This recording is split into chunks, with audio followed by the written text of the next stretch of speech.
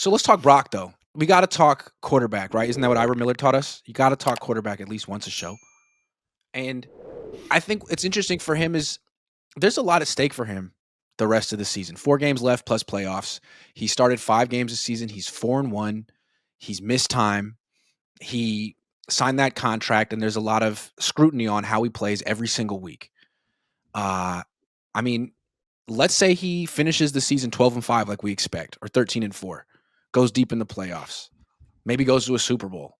I don't think anyone cares that he missed time in October or that he threw a bunch of picks against Carolina. And I don't think anyone cares how much money he's making at that point. He erases all of that. Totally. That's the good thing. If he finishes on a roll, including the playoffs, doesn't throw a lot of picks, it's the best possible Brock Purdy. Quick release, which he hasn't had, efficient, moves the team down the field, confident, runs when he needs, scrambles when he needs to.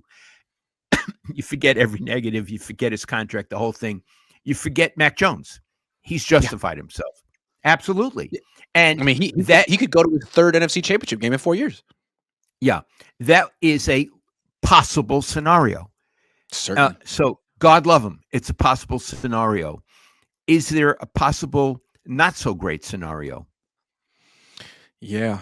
I mean, if he loses, we just went through the last 4 games. I mean, we expect him to win the next 2. If he loses any game that they're expected to win, if he loses a playoff game and he's the reason they lose, the defense plays well enough, he throws an interception or 2 and the offense isn't great, boy, the conversation all offseason will be about him and his contract and Mac Jones, all that stuff. I mean, that doesn't go away. It only gets amplified if that happens. And it could. So it's interesting. He controls the conversation. Mm-hmm. He controls what the off-season conversation is. It's up to him. If he plays great, there is no off-season conversation.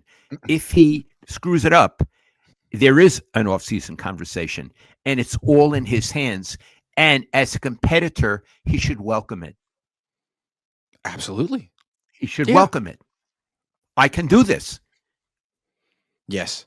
And, it seems like, I don't know, for the last couple of weeks, he was rusty or something. Something very bad happened against Carolina where he threw interceptions on 3 straight drives. He looked like a guy who had never played in the NFL before. And since then, it's been about 6 quarters exactly.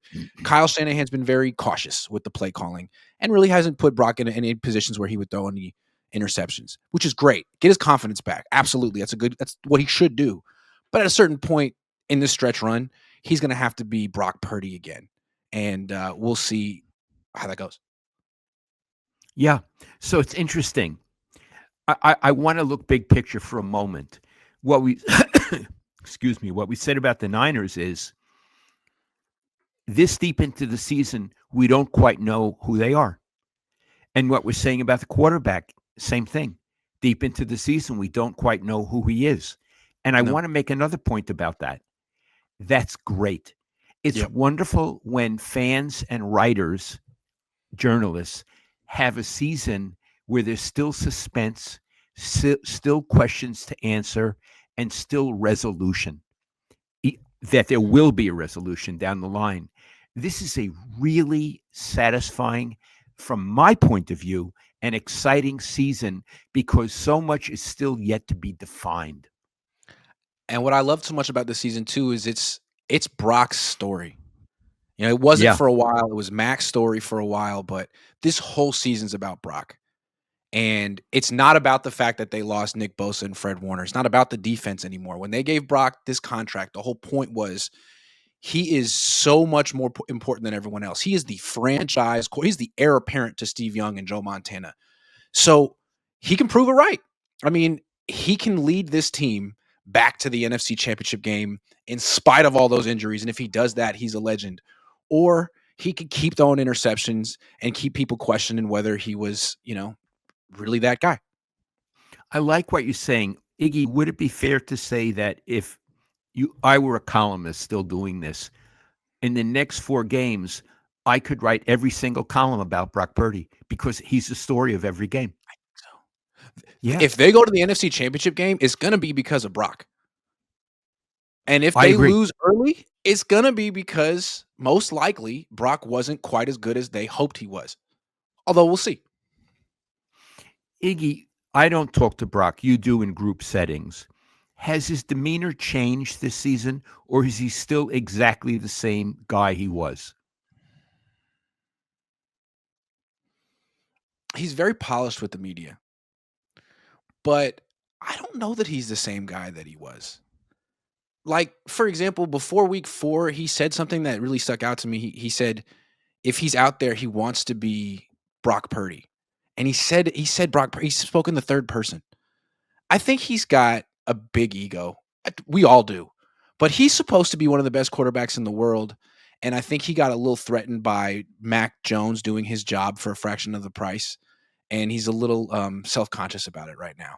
I think he believes that he's one of the best quarterbacks in the world. And I think he might be having a little bit of like an identity crisis right now. Because if Mac Jones can do his job, then what does that mean about Brock? Okay, so let me ask you this. Are you saying he's a little less confident inside than he used to be, or a little more arrogant than he used to be? I'm not clear on where you're He's a little going. less confident than he used to be, and I think he might mask it with a little bit of arrogance. Like, "It's Okay, okay, I got this." But, like, when you try to throw the ball down the field, which worked out so well the first 2, 3 years of your career, it's just interception city now. I mean, how can he still feel like he's himself? I love it. Okay, I got it. I got it. And at some point, he's going to have to prove that to himself. The best thing he did in Cleveland was not lose the game, not throw a pick, and everyone gave him a standing ovation for not throwing the interception and throwing the ball away. That's great, man, but it's like, look at how low the bar has been pushed because of what happened a couple of weeks ago and what happened against Jacksonville. He's had Okay, 5 starts this season. 2 of them were dreadful, that's true. Two of them were dreadful. absolutely dreadful. And you wonder if he didn't lose the one against Carolina. He did lose the one against Jacksonville. You wonder if Mac had just played that game, would they have won? Would they have 10 wins right now? Would they have the number 1 seed? We'll never know. But yeah, those are the kind of if he loses to Tennessee, let's say he loses in the first round of the playoffs, people say, well, would Mac have won that game? Would Mac have thrown 2 picks? Yeah. Yeah. So there's a lot of pressure. And this feels like the season's just getting started right now. And what's great is like he'll probably beat the Tennessee Titans and the Indianapolis Colts, but that's not the test. No. He could run the Um, table. He could finish 13-4. But if he loses in the playoffs in the first or second round, and he's the reason why they lose, he's not going to get replaced. But the conversation's kind of uncomfortable. okay, let's take it one at a time. Iggy, if he runs the table, not playoffs, if he wins the next 4 games, that's great. Mhm. Beating the Bears and beating Seattle, that's great. We'll see about the playoffs. If he runs the Yeah, table, I think he's going to do great in the playoffs. sure. I do. I do. But we don't know yet because they haven't played He the hasn't done none games. of that. He hasn't beaten the Yeah. Titans yet. Because you know what? Yeah. Trap game. Iggy, if anyone in the media asks Kyle if this is a trap game, you have to let me know. It I could will. be like text I me will or text whatever, you as soon as it happens. because no one should ask that question, right? Yes. And if you ask that question, I'll put a pie on your face. I won't. I promise I won't. I don't want to pie my face. Okay. One thing I'll say about this game coming up, and then we'll move on. Obviously, the Niners are going to win. Obviously, the Niners are a lot better than the Titans. So far this season, in 5 starts, Brock Purdy has 9 touchdown passes, 7 interceptions. Cam Ward, he's been starting all season, 9 touchdown passes, 7 interceptions. Kind of interesting. Wow.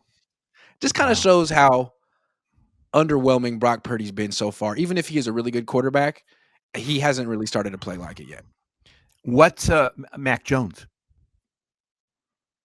What's Mac Jones? What? How many TDs? How many interceptions? Oh, let me hold on. I think it's 13-6. It's been a few weeks. Let me make sure. 13-6. Mac Jones' quarterback rating is 97. Brock Purdy's quarterback rating is 87. A whole 10 points lower. So it'd be nice for Brock to stop throwing picks, start throwing touchdown passes, and to change that before the season ends. Okay. Otherwise, I'm going to talk about it. Okay.